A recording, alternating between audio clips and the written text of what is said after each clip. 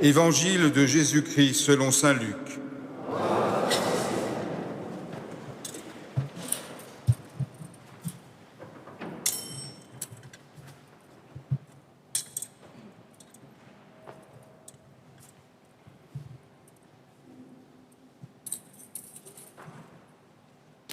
En ce temps-là, à l'adresse de certains qui étaient convaincus d'être justes et qui méprisaient les autres, Jésus dit la parabole que voici.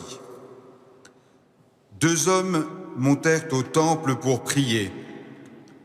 L'un était pharisien et l'autre publicain, c'est-à-dire collecteur d'impôts. Le pharisien se tenait debout et priait en lui-même. « Mon Dieu, je te rends grâce, parce que je ne suis pas comme les autres hommes, ils sont voleurs, injustes, adultères, ou encore comme ce publicain. Je jeûne 2 fois par semaine et je verse le 10e de tout ce que je gagne. » Le publicain, lui, se tenait à distance et n'osait même pas lever les yeux vers le ciel. Mais il se frappait la poitrine en disant « Mon Dieu, montre-toi favorable au pécheur que je suis. » Je vous le déclare, quand ce dernier redescendit dans sa maison, c'est lui qui était devenu un homme juste plutôt que l'autre. Qui s'élève sera abaissé, qui s'abaisse sera élevé. Acclamons la parole de Dieu. Louange à toi, Seigneur Jésus.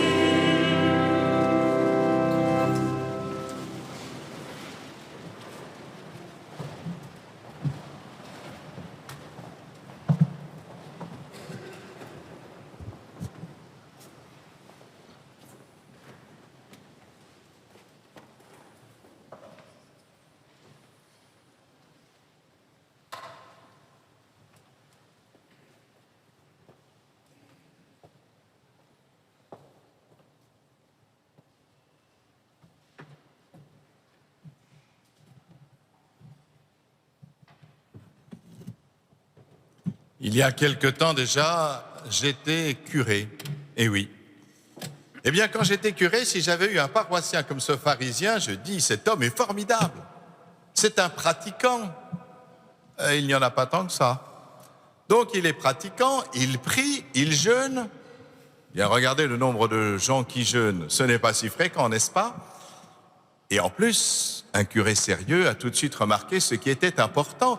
Il donne le 10e de ce qu'il gagne. Il donne le 10e de ce qu'il gagne. Imaginez une seconde. Quand on est curé, on pense tout de suite à cela. Si tous les baptisés donnaient le 10e de ce qu'ils gagnent, nos paroisses seraient rutilantes. Je pourrais reconstruire 10 fois Notre-Dame. Formidable.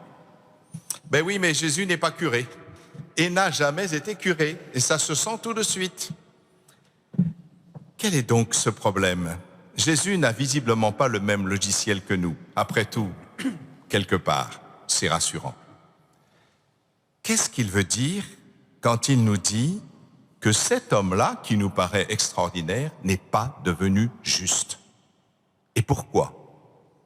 Qu'est-ce que Jésus entend par le mot « juste » ? Eh bien, pour nous, un juste, selon la justice des hommes, c'est celui, bien sûr, qui... La justice des hommes consiste à rendre à chacun selon ses actes. Oui, mais la justice de Dieu, ce n'est pas la justice des hommes.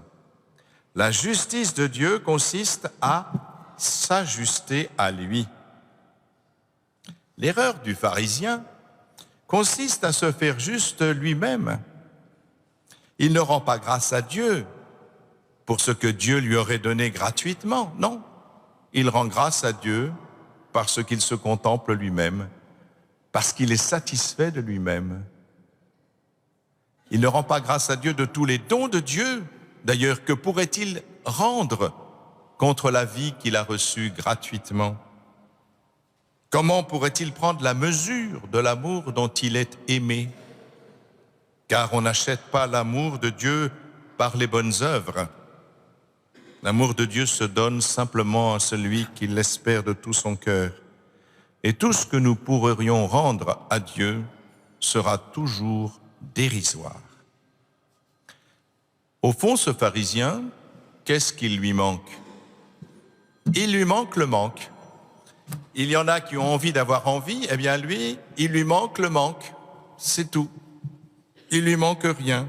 Alors que le publicain, lui, il a compris qu'il faut tout attendre de Dieu. Il mesure son péché, et c'est vrai que c'est sans doute un pécheur. Le publicain est un collaborateur qui rentre de l'argent pour les Romains aux dépens de ses frères. Ce n'est pas très glorieux, il sait qu'il est détesté de ses concitoyens juifs. Et devant Dieu, il reconnaît ce qu'il est. Non pas seulement sa misère, mais la distance réelle qui le sépare de Dieu. Dieu est amour et il sait bien que lui-même n'est pas digne de cet amour. Et voilà pourquoi il vient devant lui. Il ne vient pas à lui pour dire qu'il est formidable. Il ne vient pas non plus pour dire qu'il est misérable. Non. Il vient parce qu'il sait que son attitude blesse le cœur de Dieu qui l'aime. Voilà. Et d'ailleurs, c'est dans ces dispositions qu'il faut se rendre, vous le savez bien, en confession. Quand nous allons nous confesser, ce n'est pas pour nous contempler nous-mêmes. Regarde Seigneur comme je suis bien, ou bien regarde Seigneur comme je suis mauvais. Non. Seigneur, je sais que mon attitude t'a blessé. J'ai blessé le cœur de celui qui m'aime. Et cela provoque une blessure en moi. Voilà ce que ce publicain a compris et voilà pourquoi il est devenu juste. Parce qu'il peut être ajusté par Dieu lui-même. Seul Dieu peut l'ajuster. Vous voyez, il a compris qu'il ne peut pas accomplir la justice par lui-même. Nous ne devenons pas saints par les bonnes œuvres. Ce n'est pas nos œuvres qui nous rendent justes. C'est l'œuvre de Dieu en nous qui nous rend justes et saints. La sainteté vient de Dieu qui nous rend justes. Si je prends simplement l'exemple de Mère Teresa, pourquoi elle est sainte? Eh bien, ce n'est pas parce qu'elle a fait du bien qu'elle est sainte. Pas du tout. Non.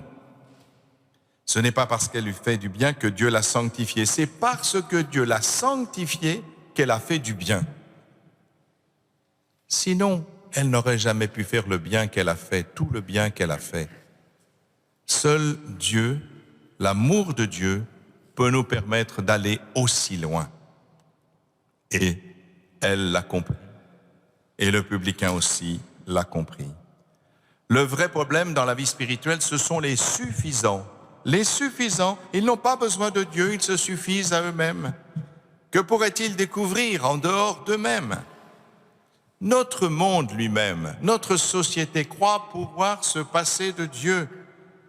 Notre monde croit pouvoir se passer de Dieu et notre monde est en train de mourir. Quand aurons-nous fini de nous contempler le nombril, comme ce pharisien?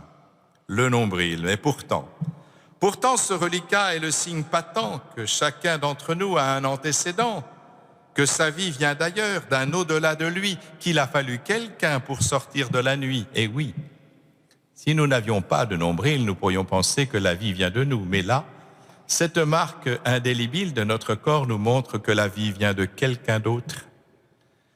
Et je crois que c'est le signe merveilleux qu'il faut se recevoir d'un autre, qu'il faut se recevoir du tout autre.